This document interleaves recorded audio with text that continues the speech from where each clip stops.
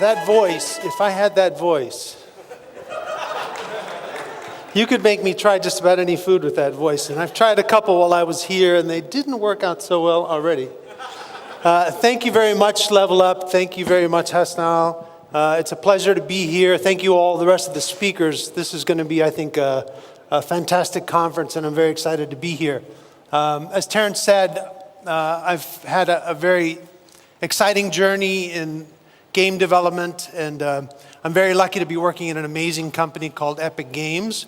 I'm going to try and speak very quickly because last night I was up really late trying to edit, right? I think that's one of the most important things about presenting in a place like this is being able to make sure you pare down, but I still ended up with way too many slides. So I'm going to go through a bunch of these as quickly as I can because I think there's some really important things to talk about as we reach the end of this presentation.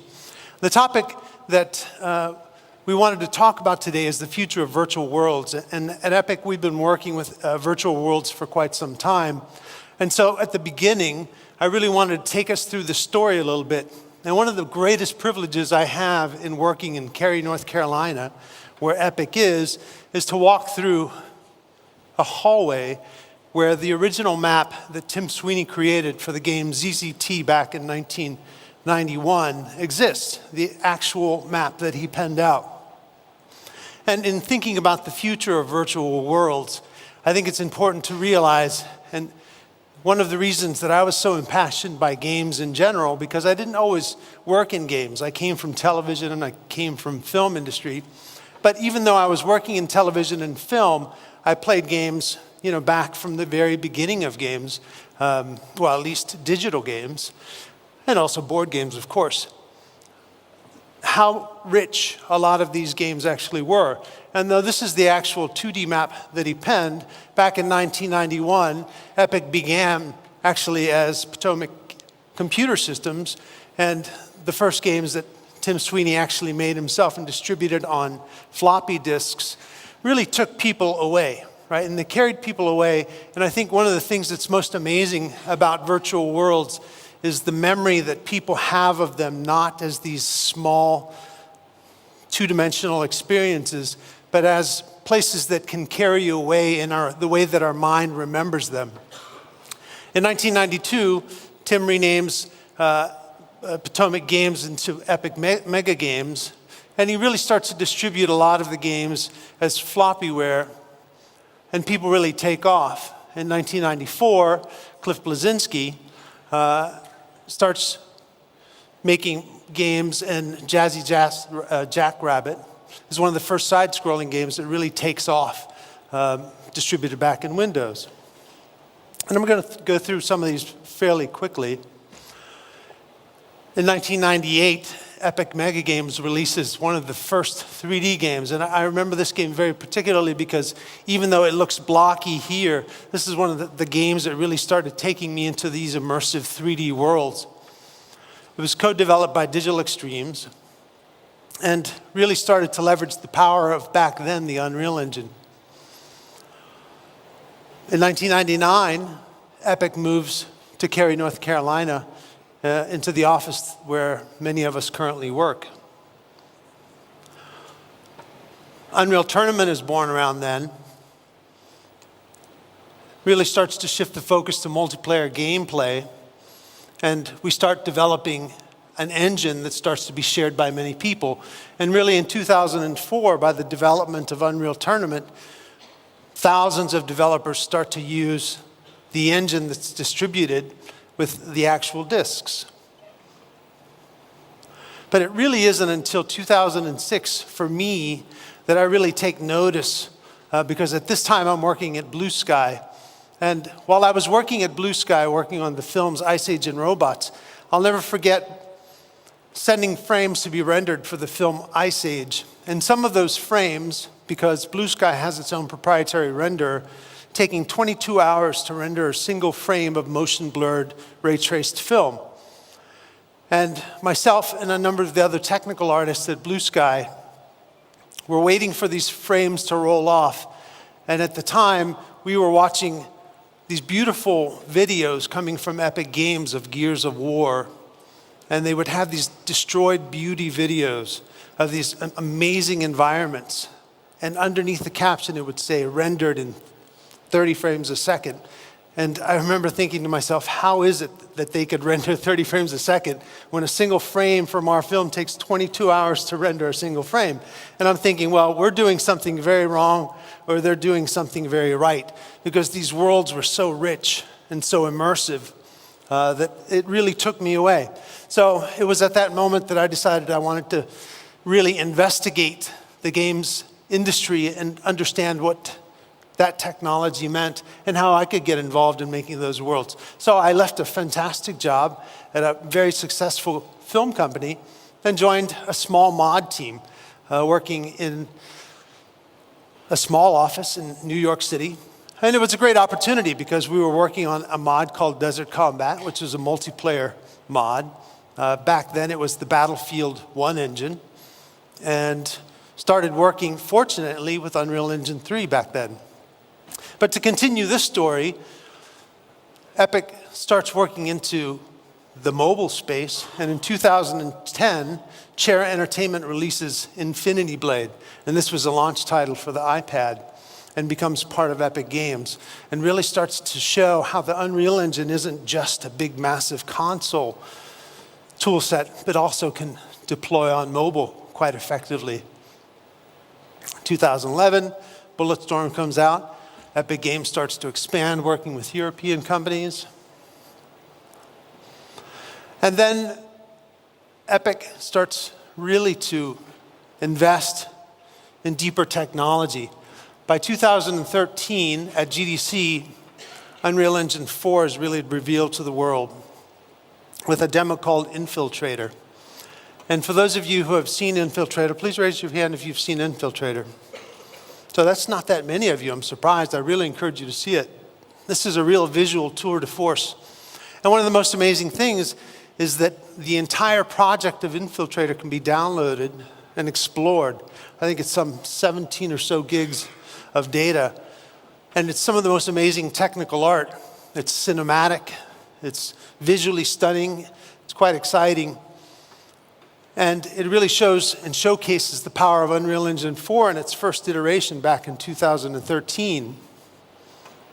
In 2014, the original team, or many members of the original team of Unreal Tournament, resurrect Unreal Tournament, but this time as a very small team inside of Epic, only about 6 or 7 guys, and they start to build some of the most visually stunning and optimized Unreal Tournament maps in tandem with the community.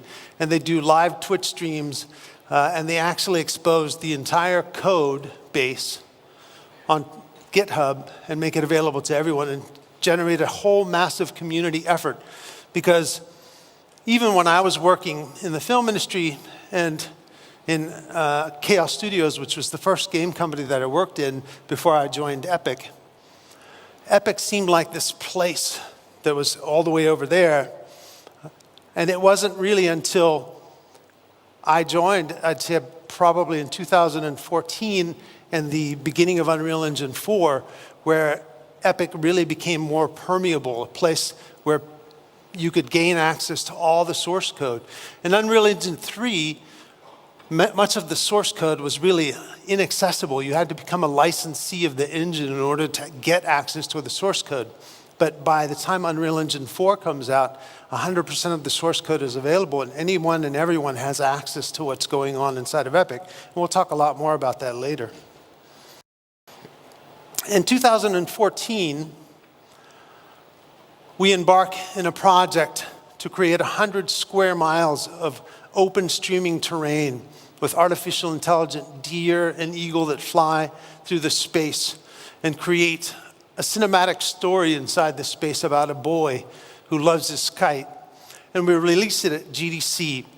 And one of the reasons I bring this up, and I bring all these up, is because it paints a picture and it tells a story about the emergence of a technology, but also the path internally as a studio to develop these virtual worlds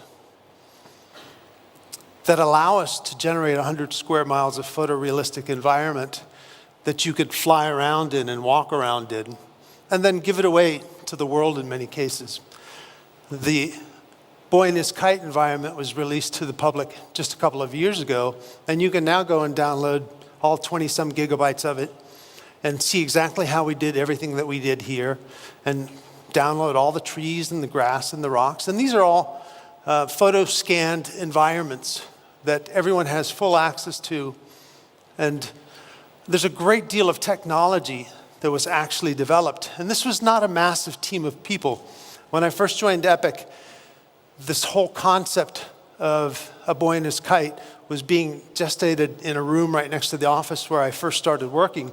And it was only a war room of about 8 to 10 people that worked on this entire project, not only from an art perspective and a design perspective and a story perspective, but even the programmers that came up with that technology to be able to shadow distant mountains and to be able to have hundreds of thousands of trees that cast their own shadows in the distance as well. Because these are a great many technical challenges that have to be solved in order to generate visuals like this. And as we solve these challenges, we put it inside of different builds of Unreal Engine and release it to the public. And I think that's one of the most amazing things about how the culture has changed in a company like Epic, because these are not technologies that we hoard. These are technologies that immediately make it into the different builds of the engine and get released to the public.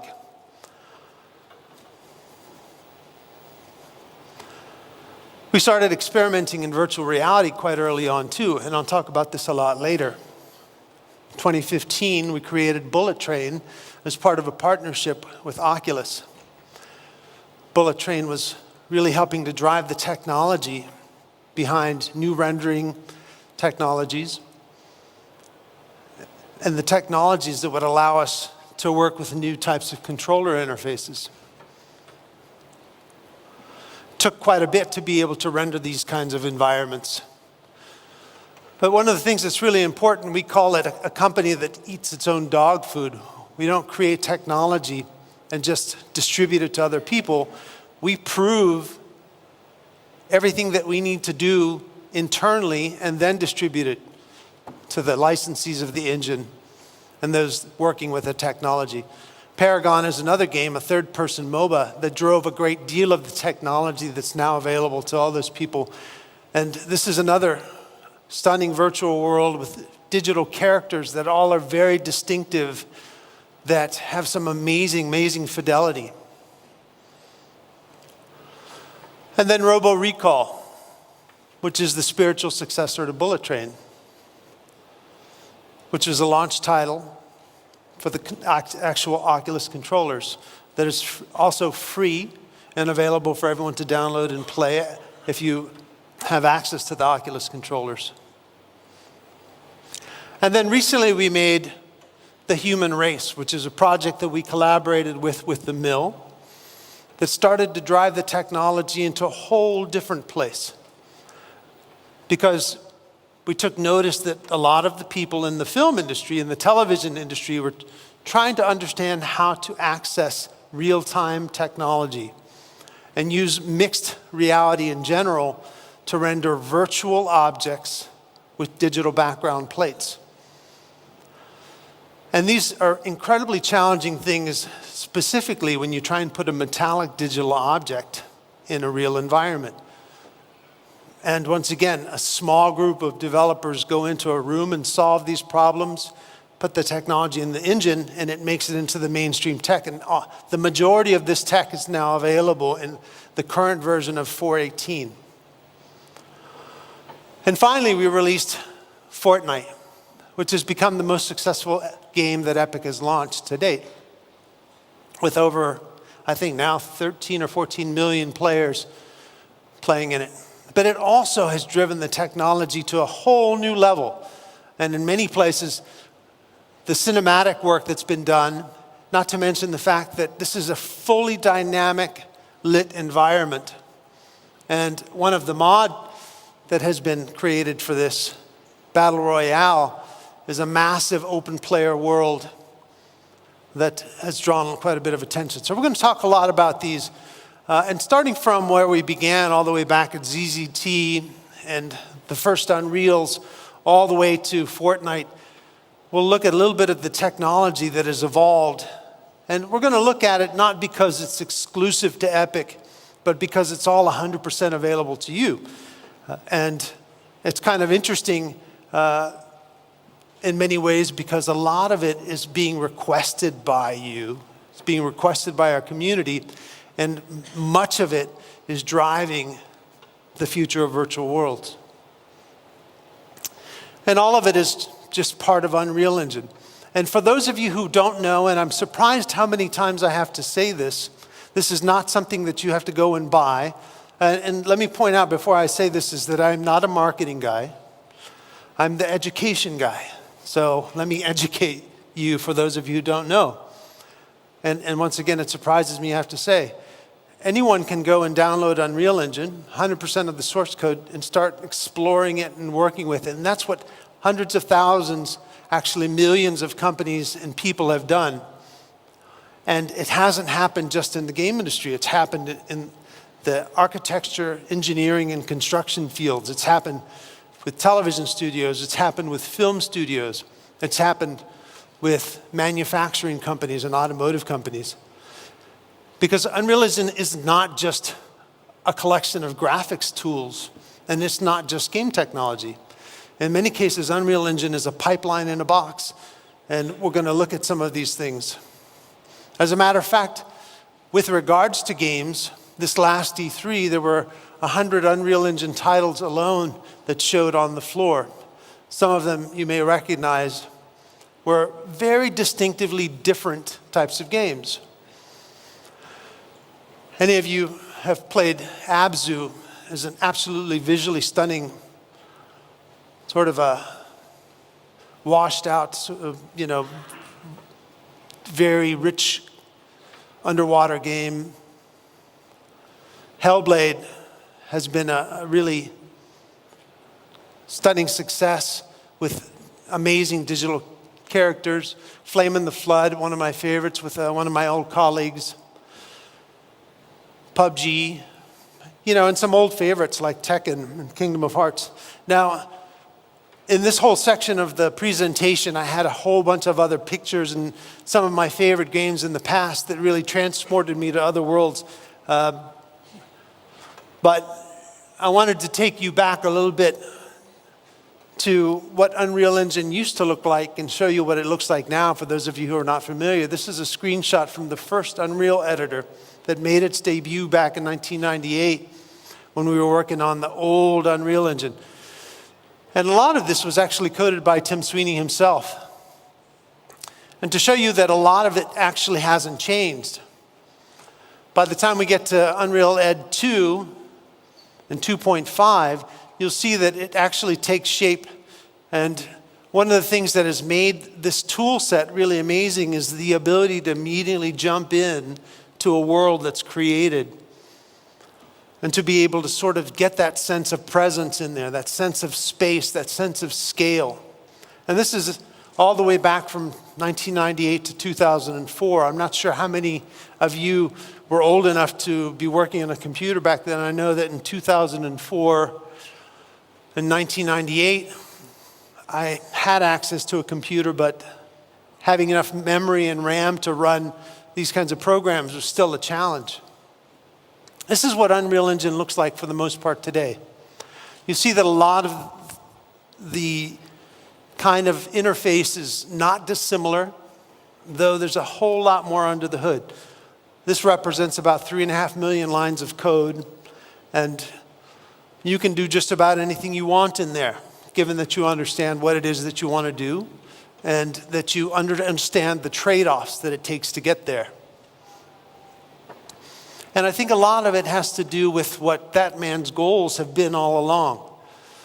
The biggest goal with Unreal Engine technology, and if you don't mind me reading to you for a second, all along was to build up a base code set that could extend and improve through generations to meet the requirements and to keep the technology quite general purpose, to write clean code and to design an engine that could be extensible.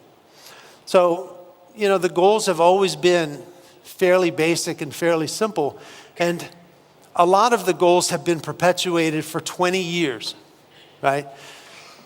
And Tim is still very focused on the mission of the company and driving the 100+ engineers that are working on Unreal Engine every day to make it one of the most amazing tools, and then to give it away, right?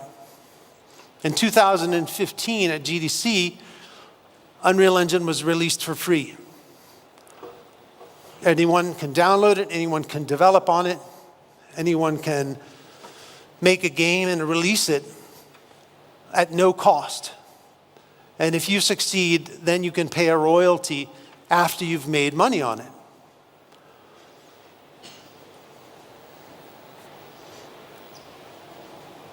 All that stuff is on the website, and I'm not going to talk about it because it's not really relevant to our discussion today. But I think that what I want to point out is that these are just the focuses of Tim Sweeney, and one of the things that's been really driving the development of these tools. And since then, 3.5 million users have chosen Unreal for making games, but not only that, for making television, for making architectural visualization, and in education as well, and a lot more. So why is that? As I mentioned, it's not just graphics. It's an entire pipeline in a box. And these are some of the core systems in the engine. You can take screenshots, has a massive aggregation system for collaboration. So large teams of anywhere from 12 people to 300 people to 1,000 people can work on a single project. A full massive rendering tool set, physically based rendering tool set, a full UI tool set, full skeletal mesh animation system. Sequencer is a tool that is constantly evolving. Sequencer is a full compositing tool set inside of the engine. And not compositing just images, but compositing the entire world, creating green screens in the background, 2.5D images, bringing full EXR plates into the background and being able to composite them with real live actors. And we'll talk a little bit more about that. Composure is a brand new tool that allows you to composite real live characters into the world. Bring in full background plates, match them with full dynamic captured cube maps of the environment. We have a brand new audio engine coming into Unreal that'll actually allow you to create music, and fully orchestrated music if you like, or capture physically based music that can bounce off of walls, that can be occluded, that you can hide behind. Things that will allow you to have sound pass by you and bounce off behind you and move around you in real time. Truly amazing tool set. It has a full artificial intelligence system that knows how to navigate and avoid the environment. And this is really quite significant, right? Because we've had companies that are building self-driving cars that have used Unreal Engine to teach their cars how to navigate an environment. Any of you who saw the presentation this summer from Zoox, the company that is teaching self-driving cars how to drive, has recreated San Francisco, and those cars can basically learn San Francisco by mapping San Francisco in real time and then learning how to avoid other automobiles in the environment through machine learning because of these AI systems inside of Unreal Engine. And the only way that's possible is because Zoox has full access to the source code and then can extend the functionality of the tool set. Full environment, open world, landscape, and foliage systems. Some of the terrains and environments and massive open worlds are really quite breathtaking.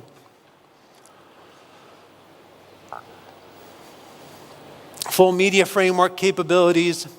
And one of the most amazing things is the full replay system. The ability to generate full action inside of the engine, play a game, have a full simulation, and then be able to play it back and film it however you want, because you've got a full live camera in there. And have that kind of control to tell that story in a different way. And we've got a team at Epic that is about 20 people that does just that. They run simulations, and then they go back and tell that story over and over again in different ways. Because you can capture everything that goes on in the engine and then play it back. And then on top of that, there's many ways to extend the functionality of the engine through plugins. And actually by changing the base architecture of the engine. And because it's a real-time tool, and this is really critical, you have the ability to find out exactly what's happening at every stage of the way. There's no black boxes in there. You've got full profiling capabilities. And then there's a lot of more pipeline solutions. That's one of the things. We released new versions of the engine prior to now, 4 times a year. Now we're moving to 3 times a year because there's so much demand from so many different industries that we've just had to scale it back. And since then, Unreal Engine's become the 4th most used renderer, pretty much of any rendering environment used. And that's because there's a massive migration to real time, right? Yes, there's many choices that people can make from a manufacturing perspective. Of course, from games, real time, it makes perfect sense. If you're making a game, if you're making a mobile game, if you're making a console game, if you're making a PC game, you've got to have a game engine, game technology.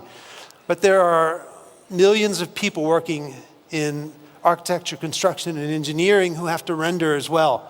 There's millions of people working in manufacturing, and there's millions of people working in media and entertainment, and television and film, who are also rendering.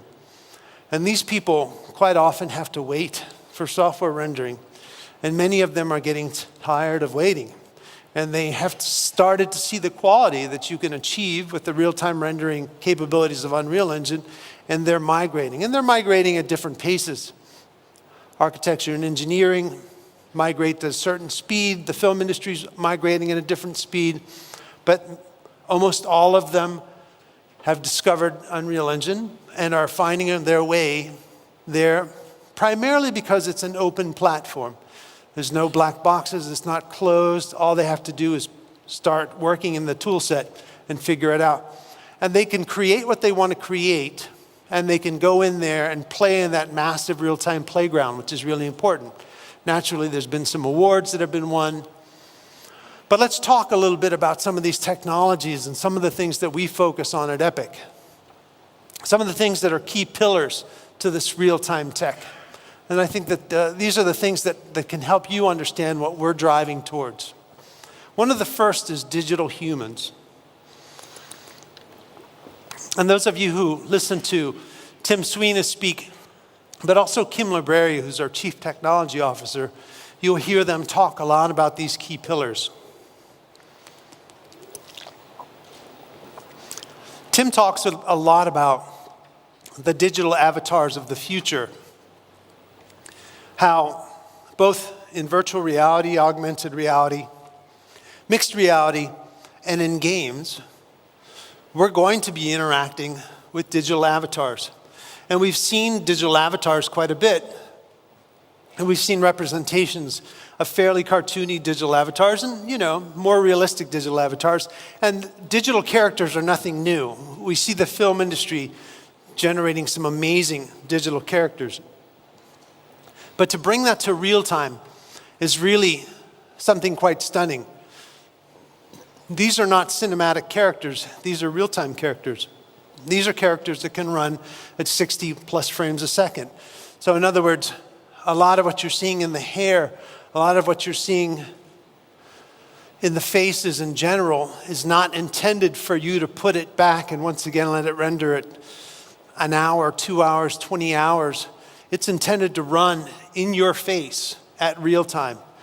Here's an image from a fantastic talk done by some of our rendering programmers and tech artists about some of the actual photo reference they were using to achieve the technology for the real-time hair rendering that's available on our Twitch channel. And yes, that's real and that's digital. And of course it doesn't look the same. But you can see what we're trying to approximate, right? How we're trying to use real-time cheating to achieve some very convincing effects. These are real-time eyes, right? The moisture, the cornea, the depth. All this technology, once again, is not on a cinematic character. These are real-time characters. These are the characters inside of Paragon. And this is the kind of fidelity that is really essential. We can't be fooled as humans. We spend way too much time looking at each other in the eye. So getting it right and creating the render technology that allows us to make sure that we approximate the shading inside the eye and the moisture and the depth and the parallax is really quite mandated, mostly by us as an audience. So the technology goes in, and this is something that actually, right now we're in version 4.18 of the engine. This is something that went into 4.11. And once again, the skin shader, making sure that it has translucency, making sure that it has variation and depth and subtleness.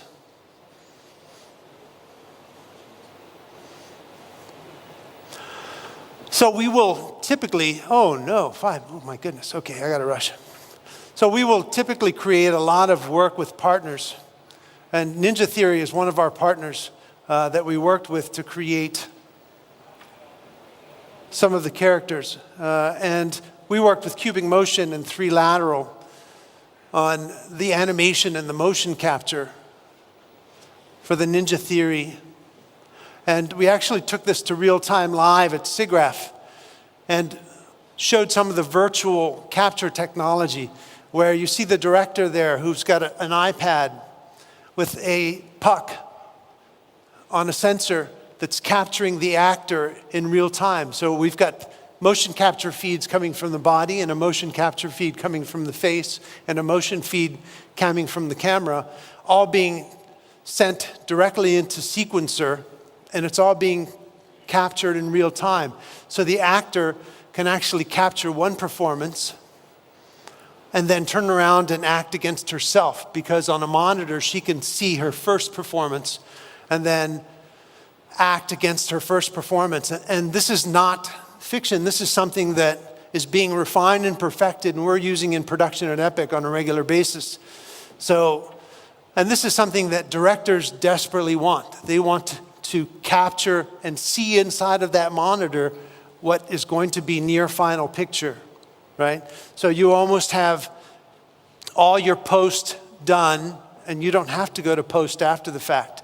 You can watch the whole sort of making of this. There's a whole making of the Senua demo that was done for SIGGRAPH 2016. Here's some beauty shots of the way that these characters progress. This past SIGGRAPH, we worked with Mike Seymour, who's a researcher in Australia, on another one. We took that technology and we brought it into VR. And I'll let you see some of this. Mike has the distinction of having one of the most scanned faces in the world, or at least he did this past summer.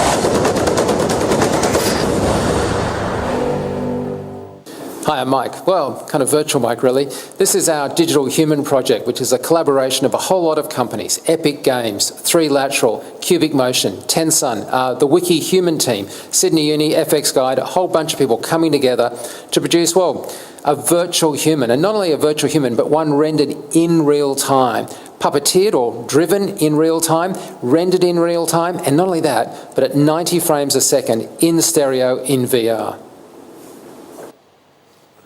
During the Senua demo, we were only captured about an hour of Senua during that session.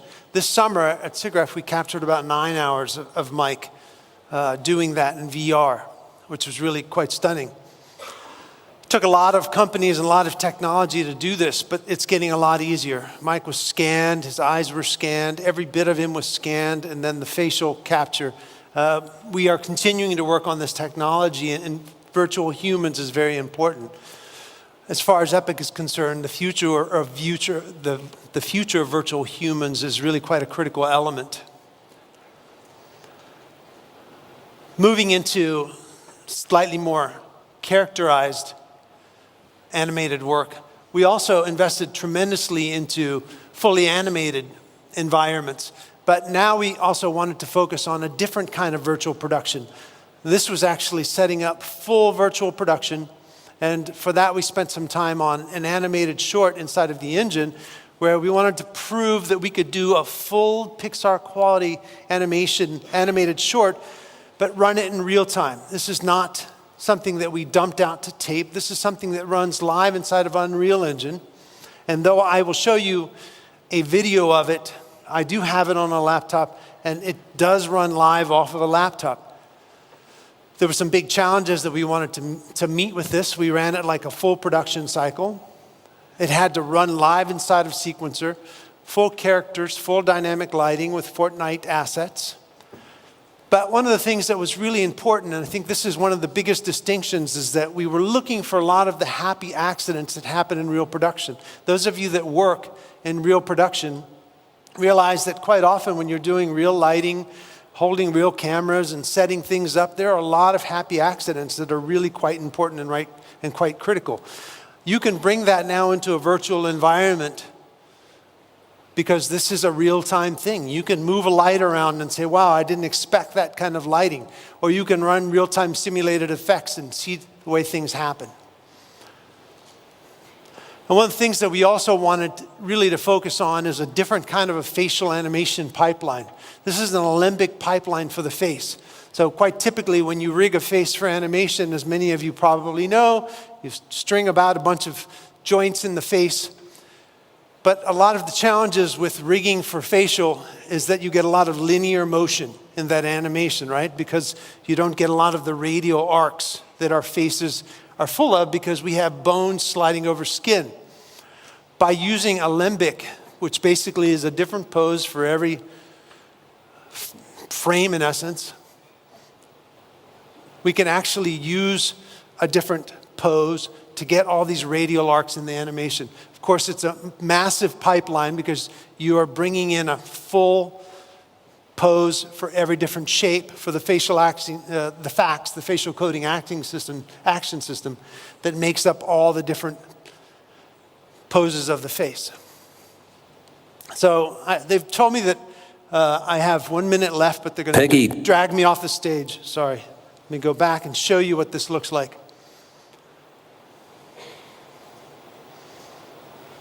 For those of you who have not seen this,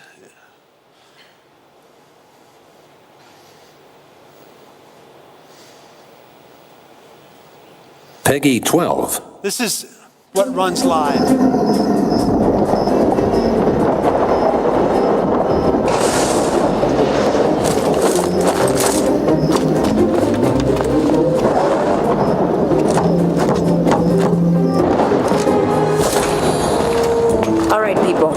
Search this dump and get out of here ASAP. Dump?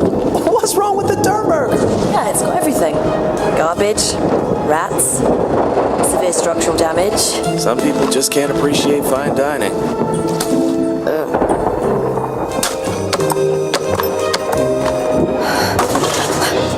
Did you hear that? You got nothing to worry about. Trust me. I've got the heightened senses of a ninja. Oh, I am so sorry. Hey, it's okay. We're gonna get you out of here. Oh, thank you. We thought you were more of those things. Monsters are coming. Looks like we're staying put. Right. All right, you two stick with me. Yes, ma'am. Let's get to work.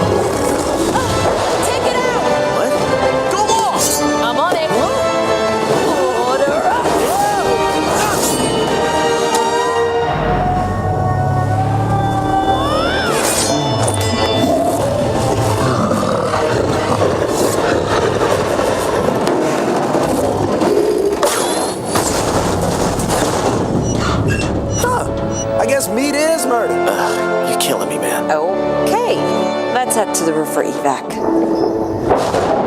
Aside from the part where we almost died, that was amazing. Hey, don't mention it. It's all in a night's work.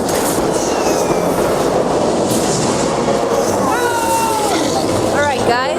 Who's up for pizza? Oh, yeah, pizza! Pre-order now and get a 4-day head start. All right.